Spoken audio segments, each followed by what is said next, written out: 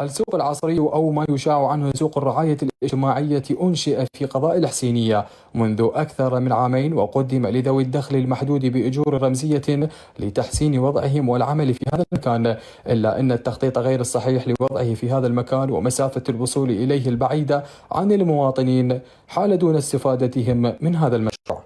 هذا السوق بنوه هنا أصلا غلطة، لأن المحلات موجودة على الشارع بكثرة، الناس ما تعوف الشارع وتجي هنا. واحد فاشل وفاسد اما يعني صار افتح لي محل هنا، شو اسوي بيه؟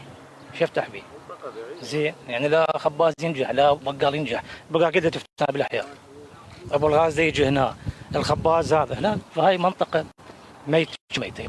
وبحسب الأهالي فإن هذا السوق قد أهمل وأدرج ضمن مشاريع متلكئة، كونه تحول لحجر عثرة في طريق المارة، ويشغل مساحة كبيرة من شأنها أن تكون متنفسا للعوائل، فهم يفتقدون لها، ما جعلهم يطالبون بإزالته من هذا الموقع ومحاسبة المقصرين.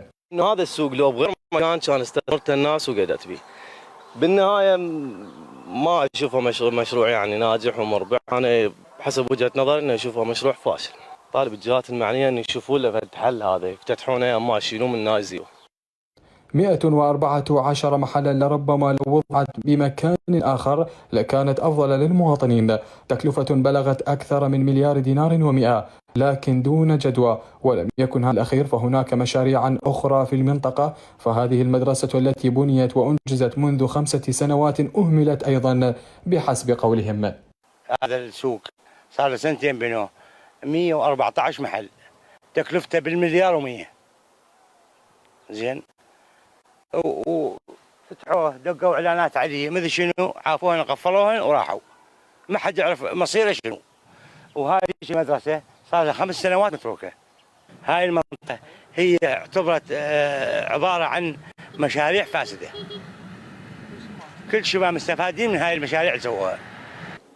يتربع هذا القضاء على عدد من المشاريع المتلكئة وذات التخطيطات التي لا تمت لخدمة السكان بصلة بحسب مواطنين. من كربلاء، جاسم الهميم، التغيير.